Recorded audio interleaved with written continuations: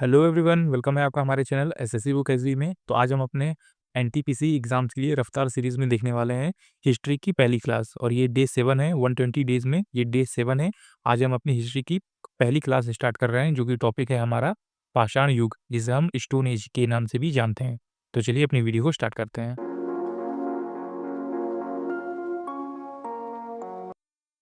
तो आइए स्टार्ट करते हैं अपने आज के टॉपिक पाषाण युग, जिसे हम स्टोन एज कहते हैं। तो सबसे पहले समझते हैं कि पाषाण युग ये आखिरकार होता क्या है। जैसे कि आप नीचे देख रहे हैं कि पाषाण युग मानव इतिहास का सबसे प्रारंभिक और सबसे लंबा काल था। जो स्टोन एज था हमारा, वो मानव के इतिहास का सबसे प्रारंभिक मतलब शुरुआती दौर का और सबसे लंबा काल था, सबसे लंबा टाइम पीरियड था। और इसका नाम इस तथ्य से पड़ा कि लोग साधारण पत्थर के औजार बनाया करते थे। उस समय के लोग जो है वो पत्थर को अपने हाथों से काट के छाट के इस तरह से नुकीले औजार बनाया करते थे। यह लगभग जो है 25 साल पहले से लेकर लगभग 5000 साल पहले तक चला। तो 25 साल पहले से लेकर अब से 5000 साल पहले तक चला, जब मानव ने धातु से काम करना शुरू किया और पत्थर की बजाय कांसे से हथियार और औजार बनाना शुरू किया। तो इसके बाद के काल को क्या कहने लगे, तो कांस्य युग के नाम से इसे जाना जाने लगा। तो आप इसे समझ गए होंगे कि जब आदमी लोग, जब जो हमारे मानव इतिहास के प्रारंभिक लोग थे, वो क्या करते थे, पत्थरों से औजार बनाया करते थे, तो उसे स्टोन एज के नाम से जाना जाता था। फिर यह लगभग 25 साल पहले से लेकर अभी के 5000 साल पहले तक चला था। तो जब तक धातु से काम करना शुरू किया पत्थर की बजाय, अब वो कांसे से हथियार बनाने लगे, औजार बनाने लगे, तो इसे कांस्य युग के नाम से जाना जाने लगा। तो आप इसे समझ गए होंगे कि पाषाण युग क्या होता है, मतलब बहुत साल पहले की बात है। तो वहाँ पे लोग जो है पत्थरों से अपने हथियार बनाया करते थे, जानवरों का शिकार करने के लिए नुकीले हथियार टाइप। तो इस तरह से आप समझ सकते हैं। और इनको 3 कैटेगरी में डिवाइड किया गया है, 3 इनके अलग-अलग टाइम पीरियड रहे हैं। तो पहला टाइम पीरियड आपने देखा, इसको बोलते हैं पूरा पाषाण काल। तो इसका मतलब क्या होता है, आइए समझते हैं। इसे पुराना पाषाण युग भी कहा जाता है, जो पत्थर के पहले प्रयोग से लेकर अंतिम युग हिम युग तक चला था। तो मतलब ये पत्थर से पहले के टाइम पीरियड को बताता है। जो स्टोन एज है, वो पत्थर के पहले प्रयोग से लेकर अंतिम हिम युग तक चला था और इसके अंत तक चला। यह चरण लगभग 2.5 मिलियन से लेके 10,000 वर्ष पूर्व का था। तो ये कब से कब माना जाता है, ये लगभग अभी से 2.5 मिलियन से और 10,000 पूर्व तक का था। पूरा पाषाण काल के मानव शिकारी और संग्राहक थे और खानाबदोश जीवन शैली अपनाते थे। यह एक जगह से दूसरी जगह घूमते रहते थे। लोग छोटे-छोटे समूहों में रहते थे और आश्रय के लिए गुफाओं या जंगलों का इस्तेमाल करते थे। वे पत्थर से साधारण औजार बनाते थे और गुफाओं में चित्र भी बनाया करते थे। तो ये था जो हमारा पूरा पाषाण काल है। फिर इसके बाद आता है हमारा एक और काल, जो कि है मध्य पाषाण काल। तो ये उसके बाद का टाइम पीरियड है। मध्य पाषाण काल जो है वो देखेंगे, मध्य पाषाण युग अंतिम हिमयुग से अंत से लेकर कृषि के आरंभ तक चला, मतलब उसी के बाद का टाइम पीरियड है ये। तो मध्य पाषाण काल आप देख रहे हैं, इस काल के दौरान जलवायु गर्म होने लगी, प्रारंभिक कृषि का विकास हुआ और लोगों ने पशुओं को पशुधन के रूप में पालना शुरू कर दिया। तो इस मध्य पाषाण काल में आदमी लोगों ने देखा कि जलवायु गर्म हो रही है और यहाँ पे हमें कुछ कृषि का विकास हो सकता है, जैसे कोई बीज वगैरह होगा। तो उन उन लोगों ने उससे धीरे-धीरे जो है कृषि करना भी स्टार्ट किया और पशुओं को जो है पालना भी शुरू किया।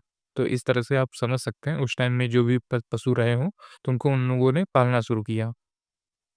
लेकिन इस काल में जो सबसे बड़ा बदलाव आया वो ये है कि पत्थर के औजार और भी परिष्कृत हो गए, मतलब कि और भी अच्छे से बनने लगे। तो आप इसे याद रखेंगे कि इस काल में लगभग सब चीज़ें धीरे-धीरे होना शुरू हो गई थी और पत्थर के औजार भी बहुत अच्छे तरीके से बनाना सीख गए थे। यह एक महत्वपूर्ण मील का पत्थर था और कोर तकनीक का आविष्कार, इसने आदि मानव एक ही पत्थर से एक जैसे आकार का कई औजार बना सकते थे। तो ये इनके लिए काफ़ी बड़ी उपलब्धता थी, जो पत्थर से भी अच्छे औजार बनाना सीख गए, पशुओं को पालना भी सीख गए और उस माहौल में रहना भी धीरे-धीरे उन लोगों ने स्टार्ट कर दिया। फिर इसके बाद आता है नवपाषाण काल। तो आइए समझते हैं नवपाषाण काल में क्या चीज़ हुई। नवपाषाण युग कृषि की शुरुआत से लेकर धातु के प्रारंभिक जो कांस्य युग की शुरुआत थी वहां तक चला। स्टोन एज से लेके कांस्य युग तक, इनके बीच में ये तीनों काल थे। तो आप इसे अच्छे से याद रखेंगे, स्टोन एज से लेके कांस्य युग तक जो है ये तीनों काल थे। पहले था हमारा पुरा पाषाण काल, फिर मध्य पाषाण काल और फिर नवपाषाण काल। तो नवपाषाण काल जो था कृषि की शुरुआत से लेकर धातु के प्रथम प्रयोग तक, जो कि कांस्य की धातु शुरुआती थी, वहां तक चला। यह पाषाण युग का अंतिम चरण है और इसकी पहचान पशुओं को पालतू बनाने, कृषि के आगमन और लोगों द्वारा मिट्टी के बर्तन या फिर वस्त्र के निर्माण से खानाबदोश जीवनशैली से गतिहीन जीवनशैली, एक ही स्थान पर रहकर गांव या कस्बों का निर्माण करना और आगे की ओर अग्रसर होना। तो पहले लोग क्या करते थे, इधर-उधर आते-जाते रहते थे, लेकिन अभी जो नवपाषाण काल के लोग रहा करते थे, तो वो एक ही जगह पे बैठे रहते थे, अपना घर बनाते थे, फिर वहाँ से देखते थे कि खाने-पीने के लिए क्या चीज़ें हो सकती हैं, फिर वो खाना-पीना खाते थे और फिर मिट्टी के बर्तन या फिर औज़ार वगैरह जो है, वो सारी चीज़ें अपना काम किया करते थे। तो नवपाषाण काल इसी से संबंधित है। पशुओं को पालतू बनाते थे, कृषि का आगमन होने लगा, लोग धीरे-धीरे कृषि के बारे में समझने लगे कि ज़मीन से भी कुछ चीज़ें ऐसी उग सकती हैं जिसे खाया जा सकता है। ये सारी चीज़ें जो हुई थी वो नवपाषाण काल में हुई थी। तो आप समझ गए होंगे कि स्टोन एज से लेके नवपाषाण काल तक का टाइम पीरियड लगभग इसी तरह से था। जैसे कि आप देख रहे हैं कि ये कुछ चीज़ों तरीकों से बताया गया है कि किस तरह से लगभग पत्थर जो है औज़ार पत्थर से औज़ार बनाया करते थे स्टोन एज के लोग। तो पहले एक ऐसा मतलब पत्थर लिया करते थे जो ठीक तरीके से औजार बनने के लायक हो, फिर उसे हाथों से रफली शिफ्ट किया जाता था और स्टोन से या फिर हैमर से मार के उसे नुकीला बनाया जाता था। फिर उसके बाद उस लकड़ी से उसे और अच्छा शेप दिया जाता था। उसके एजेस वगैरह को आप देखेंगे तो उसके और अच्छे तरीके से शेप दिया जाता था। फिर उसी से ट्रिम किया जाता था उसे और थोड़ा पॉइंटेड बनाया जाता था, मतलब थोड़ा-सा नुकीला बनाया जाता था, ये जैसे आप देख रहे हैं। और फिर इसी तरह से कुछ अपना और कारीगरी करके आप जैसे देख पा रहे हैं, ये फ्रंट व्यू है और ये साइड व्यू है, तो इस तरह से पत्थर जो है वो पूरी तरह से नुकीला बन जाता था, जिससे कि वो एक पॉइंटेड हथियार की तरह काम करता था। आइए अब आगे बढ़ते हैं और देखते हैं कि एनटीपीसी में किस टाइप के क्वेश्चन जो हैं वो स्टोन एज से लगभग जो है पूछे जाते हैं एग्जाम्स वगैरह में। तो ये इसमें पहला क्वेश्चन हम समझते हैं, जो कि है इनमें से कौन-सा पाषाण युग, जिसे स्टोन एज है, ये 3 प्रमुख कालों के अंतर्गत नहीं आता? तो स्टोन एज के प्रमुख कालों के अंतर्गत क्या नहीं आता? तो मैंने आपको बताया पुरापाषाण काल आता है, नवपाषाण काल आता है और मध्यपाषाण काल आता है, लेकिन जो ताम्रपाषाण काल है, तो ये नहीं आता। तो आप इसे याद रखेंगे कि ताम्रपाषाण काल जो है, ताम्रपाषाण ये हमारे स्टोन एज के तीनों प्रमुख कालों में अंतर्गत नहीं आता। तो आप इसको अच्छे से याद रख लेंगे। जैसे आप नीचे देख पा रहे हैं कि इसमें लिखा हुआ है पाषाण युग के मनुष्य में पत्थर के औजार का उपयोग करता था। पाषाण युग के 3 चरण पुरापाषाण, मध्यपाषाण तथा नवपाषाण है। ताम्रपाषाण युग नवपाषाण युग के बाद आरंभ हुआ था। इसमें मनुष्य तांबे के औजार का उपयोग करने लगा। लगभग 5000 ईसा पूर्व में मनुष्य ने सर्वप्रथम तांबा धातु के प्रयोग किया था। तो आप इसे समझ गए होंगे। स्टोन एज के अंतर्गत ये 3 काल आते हैं, जैसे पुरापाषाण, फिर मध्यपाषाण, फिर नवपाषाण और ताम्रपाषाण नहीं आता। ताम्रपाषाण जो है वो नवपाषाण काल के बाद आता है, जिसमें कि जो मनुष्य लोग थे वो तांबे के औजार का उपयोग करना सीख गए थे अभी से लगभग 5000 ईसा पूर्व से पहले। इसी तरह हमारा अगला नेक्स्ट क्वेश्चन आता है, जो कि है भीमबेटका की गुफाओं की खोज कब हुई थी? तो ये इंपॉर्टेंट क्वेश्चन है। इसमें आपने देखा होगा कि इस बार भी एनटीपीसी में इस टाइप के क्वेश्चन जो है वो पूछे गए थे कि भीमबेटका गुफा कहाँ पे है, इसका जो है खोज कब हुई थी। तो यही सारे क्वेश्चन जो है एनटीपीसी एग्जाम्स में इस बार जो 2024 का हुआ था उसमें पूछे गए थे। भीमबेटका की गुफा की खोज कब हुई? तो आप याद रखेंगे 1957 से 58 के बीच में हुआ था।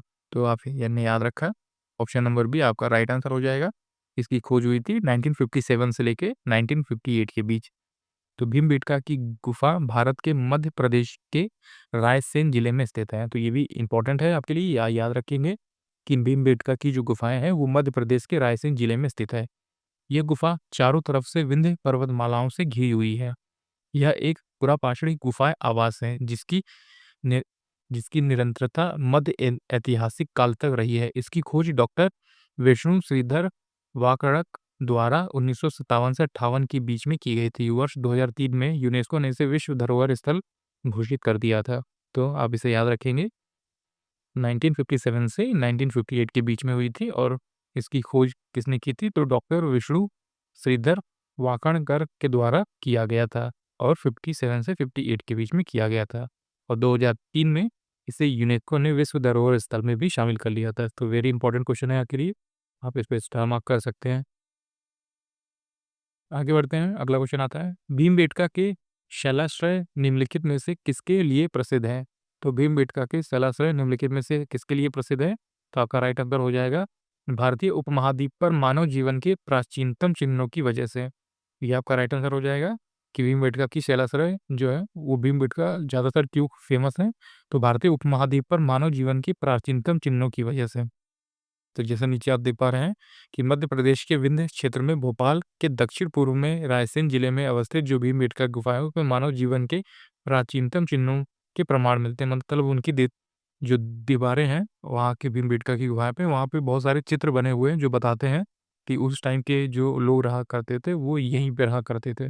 यद्यपि यहाँ अधिकांश चित्रकारी मध्यपाषाण युग की है, किंतु यह एक उत्तर पुरापाषाण, ताम्रपाषाण काल, प्रारंभिक ऐतिहासिक और मध्यकालीन युग के भी चित्र यहाँ पे मिलते हैं। मतलब बहुत टाइम से लोग जो है उस गुफाओं में जो है रह रहे थे, भीमबेटका की गुफाओं में। उसमें हमें जो है मध्यपाषाण युग की भी चीज़ें मिलती हैं, वहाँ की चित्रकारी भी मिलती है, ताम्रपाषाण के भी मिलते हैं और उससे पहले भी मध्यकालीन युग के भी चित्र वहाँ पे हमें देखने को मिलते हैं। तो आप इसे याद रखेंगे।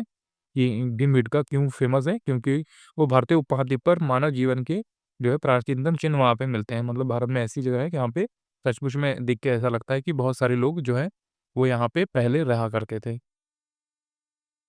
आइए आगे बढ़ते हैं और नेक्स्ट क्वेश्चन आता है हमारा जो कि है भारत में पाषाण कालीन शिला चित्रकारी कहाँ पाई जाती है? तो भारत भारत में पाषाण कालीन जो चित्रकारी है वो पाई जाती है ऑप्शन नंबर बी भीमबेटका की गुफाओं में। तो आप इसे अच्छे से याद रख लीजिए। आगे बढ़ते हैं। अगला जो इम्पोर्टेंट क्वेश्चन आता है वो आप देख रहे हैं, निम्नलिखित में से कौन-सा मानव गतिविधियों एवं सभ्यताओं के प्राक ऐतिहासिक काल का सही कालानुक्रम है? तो इसमें आपको बताना है सही काल में, सही टाइम पीरियड में कौन-सी चीज़ें हुई थी, तो इसे आपको बताना पड़ेगा। जैसे आप देख पा रहे हैं पुरापाषाण काल पहले आया, फिर मध्यपाषाण काल, फिर नवपाषाण काल और इसके बाद में आता है ताम्रपाषाण काल। तो आप इसको याद रख लीजिए, ऑप्शन नंबर ए आपका जो है वो राइट आंसर होगा। जैसे कि नीचे आप देख पा रहे होंगे में लिखा है प्रागैतिहासिक काल के तात्पर्य इतिहास के उस युग से जब मानव ने लिपि अथवा लेखन का विकास नहीं किया था और उसका जीवन शैली पत्थरों के इर्द गिर्द सीमित था, इसलिए इसके पाषाण काल भी कहते हैं। इस पाषाण काल का अथवा प्रागैतिहासिक काल को 3 भागों में बांटकर देखा जा सकता है, जो कि पुरापाषाण काल है, मध्यपाषाण काल है और फिर नवपाषाण काल है। तो यही इसका जो है राइट आंसर है कि स्टोन एज को किन 3 भागों में बांटा गया है, तो पुरापाषाण काल, मध्यपाषाण काल और फिर नवपाषाण काल में बांटा गया है। इसमें देखेंगे आप कि कुछ और इम्पोर्टेंट क्वेश्चन जो कि एग्ज़ाम्स में और डिफरेंट ईयर एग्ज़ाम्स में पूछे गए हैं। जैसे कि एसएससी के एग्ज़ाम हो गया, रेलवे ग्रुप बी का एग्ज़ाम हो गया, तो वहाँ से ये मैंने क्वेश्चन लिए हैं। ये क्वेश्चन भी आपके लिए काफ़ी ज़्यादा इम्पोर्टेंट है। आप इसको भी याद रखेंगे जो कि है रॉबर्ट ब्रूस निम्नलिखित में से किसके लिए प्रसिद्ध थे? तो रॉबर्ट ब्रूस जो है वो निम्नलिखित में से किसके लिए प्रसिद्ध हुआ करते थे? तो इसका जो राइट आंसर हो जाएगा वो हो जाएगा भूगर्भ विज्ञान। तो वो क्या थे कि एक भूगर्भ वैज्ञानिक थे जिसे हम जियोलॉजिस्ट भी कहते हैं। तो वो आप याद रखेंगे कि वो एक क्या थे, वो भूगर्भ विज्ञान थे जिसे मतलब जियोलॉजिस्ट भी कहा जाता है। तो जैसे हम नीचे देख पा रहे हैं इसमें लिखा हुआ है doctor Bruce Robert Bruce put एक प्रसिद्ध जियोलॉजिस्ट और पुरातात्विक थे। उन्होंने भारत में पुरापाषाण युग स्टोन एज में अवशेषों की खोज की और भारतीय ऐतिहासिक काल के अध्ययन में महत्वपूर्ण योगदान भी दिया था। तो आप इन्हें याद रखेंगे कि रॉबर्ट ब्रूस जो है वो कौन थे? वो एक जियोलॉजिस्ट थे और उन्होंने पुरापाषाण या फिर स्टोन एज के अवशेषों की खोज भी की थी। आगे देखते हैं हमारा नेक्स्ट क्वेश्चन। तो अगला नेक्स्ट क्वेश्चन आता है, मानव को आग की जानकारी किस युग में हुई थी? किस काल में हुई थी? तो आपका राइट आंसर हो जाएगा कि उसे आग की जानकारी हुई थी नवपाषाण काल में। तो आप इसे याद रखेंगे कि मानव ने नवपाषाण काल जिसे नियोलिथिक पीरियड भी कहते हैं, उनमें आग के जागरूक रूप से उपयोग करना शुरू किया था। इस काल में उन्होंने आग में पकाना, ताप और सुरक्षा के लिए इस्तेमाल किया। हालांकि पुरापाषाण काल में आग की प्राकृतिक रूप से उपयोग हुआ था, लेकिन नवपाषाण काल ने मानव ने इसे निर्धारित तरीके से जलाना सीख लिया था, जैसे कि चकमक पत्थर से आग उत्पन्न करना। तो आग उत्पन्न करना या फिर आग जलाना, आग से बहुत सारी चीज़ों को तैयार करना, बनाना, ये नवपाषाण काल में हुआ था। तो आप इसे अच्छे से याद रखेंगे। अगला क्वेश्चन आता है इसी तरह हमारा जो कि है भीमबेटका किसके लिए प्रसिद्ध है? तो भीमबेटका किसके लिए प्रसिद्ध है? तो मैंने आपको बताया गुफाओं में जो वहाँ पे चित्रकारी हुई है उसके लिए काफ़ी ज़्यादा प्रसिद्ध है। तो इसमें देखेंगे नीचे लिखा है कि भीमबेटका मध्य प्रदेश के रायसेन जिले में स्थित है। यह शैलियाँ जैसे रॉक पेंटिंग्स और शैलाश्रय रॉक शेल्टर्स के लिए प्रसिद्ध है। यहाँ पर पुरापाषाण काल पीरियड से लेकर आधुनिक काल तक चित्र मिलते हैं जो कि प्राचीन मानव सभ्यता के विभिन्न पहलुओं को दर्शाते हैं। तो ये काफ़ी ज़्यादा इम्पोर्टेंट जगह है, तो आपको कभी टाइम मिले तो आप इस जगह पे ज़रूर घूम के आइएगा और देखेंगे कि किस तरह से चित्र वहाँ पे बनाया गया है। उस टाइम के लोग किस तरह से रहा करते थे, कैसे चित्र बनाया करते थे, उन चित्र का मतलब क्या है, क्या मीनिंग छुपा हुआ है। वो बहुत सारी चीज़ें हैं वहाँ देखने को। तो इसका राइट आंसर आप समझ गए होंगे कि क्या है, कि गुफाओं में शैल चित्र की चित्रकारी देखने को मिलती है, रॉक पेंटिंग देखने को मिलती है, इसलिए भीमबेटका की गुफा काफ़ी ज़्यादा इम्पोर्टेंट है और फेमस भी है। अगला क्वेश्चन आप देख रहे हैं, ये भी इम्पोर्टेंट है, आप याद रखेंगे कि स्थल प्रौद्योगिक चित्रकला के लिए कौन प्रसिद्ध है? तो ये भीमबेटका की गुफाएँ जो है, ये काफ़ी ज़्यादा फेमस हैं। आगे बढ़ते हैं, अगला क्वेश्चन आता है हमारा कि भीमबेटका का संबंध है, तो भीमबेटका का संबंध किस चीज़ से है? यह एक प्रौद्योगिक स्थल है जहाँ की चित्रकला के साक्ष्य प्राप्त होते हैं हमें, जैसे कि रॉक पेंटिंग्स वगैरह। तो आप याद रखेंगे कि यहाँ पे रॉक पेंटिंग्स काफ़ी ज़्यादा फेमस है। आगे बढ़ते हैं, अगला क्वेश्चन आता है हमारा जो कि है, निम्न में से किस पुरास्थल के पाषाण संस्कृति से लेकर हड़प्पा सभ्यता तक के सांस्कृतिक अवशेष प्राप्त होते हैं? तो कहाँ पे हमें प्राप्त होते हैं? तो मेहरगढ़ में प्राप्त होते हैं। तो आप याद रखेंगे कि एक पुरास्थल से पाषाण संस्कृति से लेकर हड़प्पा सभ्यता तक सांस्कृतिक अवशेष हमें प्राप्त होते हैं। तो वो कौन सी जगह है? वो मेहरगढ़ है। तो आपने याद रखें, मेहरगढ़ पाकिस्तान के बलूचिस्तान में स्थित एक महत्वपूर्ण पूरा स्थल है, जहाँ पाषाण संस्कृति से लेकर हड़प्पा सभ्यता तक की संस्कृति के अवशेष प्राप्त होते हैं। यह स्थल नवपाषाण काल से लेकर हड़प्पा सभ्यता के अंतर्गत आने वाले समय का प्रमुख उदाहरण है।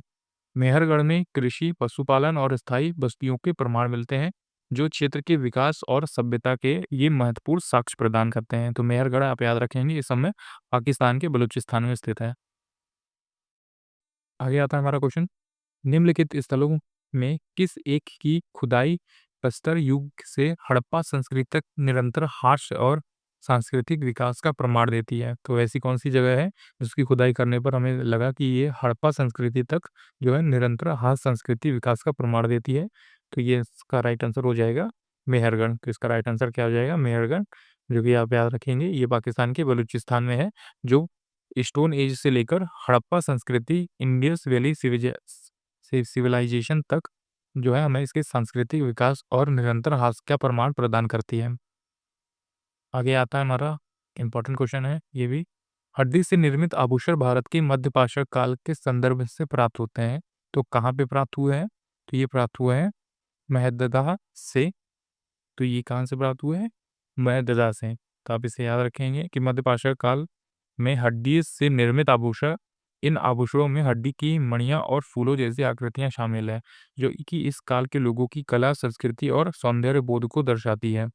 यह जैसे भीमबेटका, मेहददा और चोपनी मंडों से प्राप्त हुए हैं, जो कि बताते हैं कि प्राचीन मानव में हड्डी और अन्य प्राकृतिक सामग्रियों से सजावट के लिए वस्त्र और आभूषण बनाए थे। तो हड्डियों से निर्मित आभूषण जो है वो मेहददा से हमें देखने को मिलते हैं। आगे बढ़ते हैं, भीमबेटका की गुफाएँ कहाँ पे स्थित हैं? तो भीमबेटका की गुफाएँ आपको पता होगा ये कहाँ पे स्थित हैं? ये रायसेन जिले में स्थित है। तो ऑप्शन नंबर डी आपका राइट आंसर हो जाएगा। अब्दुल्लागंज के राय रायसेन जिले में ये स्थित है। आगे बढ़ते हैं, अगला क्वेश्चन आता है हमारा, जो कि है, भारत में मानव सर्वप्रथम साक्ष्य कहाँ मिलता है? तो भारत में मानव सर्वप्रथम साक्ष्य कहाँ पे हमें देखने को मिलता है? तो ये नर्मदा घाटी में हमें देखने को मिलता है।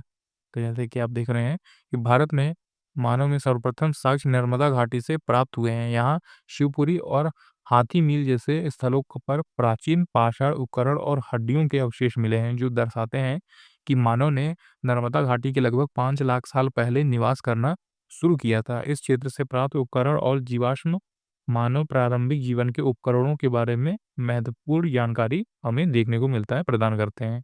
तो मानव के सर्वप्रथम साक्ष्य कहाँ मिलते हैं? नर्मदा घाटी के। वहाँ पे बहुत साल पहले, लगभग 4 से 5 लाख साल पहले उन्होंने निवास करना शुरू किया, जिसके अवशेष और हड्डियाँ हमें अभी भी देखने को मिलती हैं। आगे बढ़ते हैं, अगला क्वेश्चन आता है हमारा, राख का टीला निम्नलिखित में से किस नौपाषाणिक स्थल से संबंधित है? तो राख का टीला किसे कहा जाता है? तो ये है, आप याद रखेंगे, ऑप्शन नंबर बी आपका राइट आंसर हो जाएगा, जिसे हम संगन कल्लू के नाम से जानते हैं। ऑप्शन नंबर बी संगन कल्लू के नाम से, जो कि कर्नाटक राज्य में स्थित एक महत्वपूर्ण नवपाषाणिक काल स्थल है, जो कि राख के टीले ऐश माउंट के लिए प्रसिद्ध है। यहाँ से मिले राख के टीले ये दर्शाते हैं कि यह स्थल प्राचीन समय में अग्नि के उपयोग के बड़े पैमाने पर हुआ करता था। तो संगन कल्लू में पाए गए पाषाण उपकरण मृदभांड और फिर अस्थियों को इस बात का संकेत है कि यहाँ के लोग कृषि, पशुपालन और स्थायी बस्तियों के जीवन शैली में संलग्न थे। और राख के टीले भी दर्शाते हैं कि यहाँ आग जलाने और भोजन पकाने के लिए उपयोग किया जाता है। तो आप देख रहे होंगे, ज़ाहिर-सी बात है, जहाँ पे राख के टीले हैं तो वहाँ के लोग जो है आग को बहुत अच्छे से उसका उपयोग करना सीख गए होंगे। उसमें उन्होंने अपना काम किया होगा, खाना पकाए होंगे और बहुत सारे अलग-अलग तरीके की होंगी, तभी वहाँ पे आग का एक बड़ा पैमाने पे उपयोग हमें देखने को मिलता है। कहाँ? संगनकल्लू में, जो कि कर्नाटक राज्य में स्थित है। तो राख का टीला आप याद रखेंगे वहीं पे मौजूद है। आगे बढ़ते हैं, अगला क्वेश्चन आता है हमारा, जो कि है भारतीय पुरातत्व का जनक किसे कहा जाता है? तो ये किसे कहा जाता है? तो ये कहा जाता है option number A Alexander Cunningham को कहा जाता है। तो आपका ये राइट आंसर हो जाएगा। अलेक्जेंडर कनिंघम को कहा जाता है पुरातत्व का जनक। तो ये आप याद रखेंगे, अलेक्जेंडर कनिंघम को भारतीय पुरातत्व का जनक कहा जाता है। यह एक ब्रिटिश अधिकारी और पुरातात्विक थे, आर्कियोलॉजिस्ट हुआ करते थे ये अलेक्जेंडर कनिंघम, जिन्होंने भारतीय पुरातत्व के क्षेत्र में अहम कार्य किया। अलेक्जेंडर कनिंघम ने भारतीय पुरातत्व सर्वेक्षण एएसआई की स्थापना की और भारतीय प्राचीन स्मारकों और स्थलों के सर्वेक्षण की शुरुआत की। उन्होंने सिंधु घाटी सभ्यता और हड़प्पा सभ्यता जैसे प्राचीन स्थलों को महत्व उजागर किया और भारतीय इतिहास को पुनः परिभाषित किया। उनके योगदान के कारण भारतीय पुरातत्व अध्ययन को एक नई दिशा मिली। तो आप इनका नाम याद रखेंगे, इंपॉर्टेंट है हमारे लिए। भारतीय पुरातत्व का जनक अलेक्जेंडर कनिंघम को माना जाता है। आइए बढ़ते हैं अगले क्वेश्चन और आज के हमारे लास्ट क्वेश्चन पे, जो कि है भारतीय पुरातत्व सर्वेक्षण निम्नलिखित जो कि मंत्रालयों में से किसका संग्रह कार्य है? तो भारतीय पुरातत्व सर्वेक्षण किस मंत्रालय का कार्य है?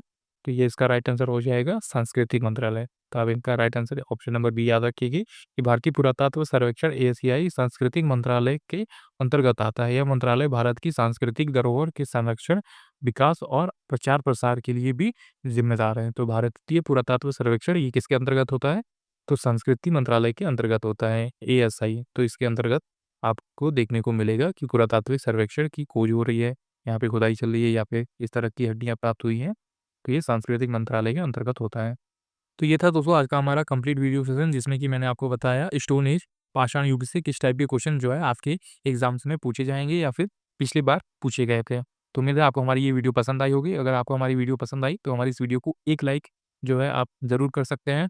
इसी तरह की और सारी वीडियोज़ के लिए आप हमारे चैनल एसएससी बुक एसबी को भी ज़रूर सब्सक्राइब कर लीजिए। हमारी सीरीज़ रफ्तार सीरीज़ जो है वो चल रही है, जिसमें कि आज मैंने हिस्ट्री की पहली क्लास जो है आपको कराई। ये काफ़ी ज़्यादा इंपॉर्टेंट क्लास है, एंशिएंट हिस्ट्री से हमने स्टार्ट किया है।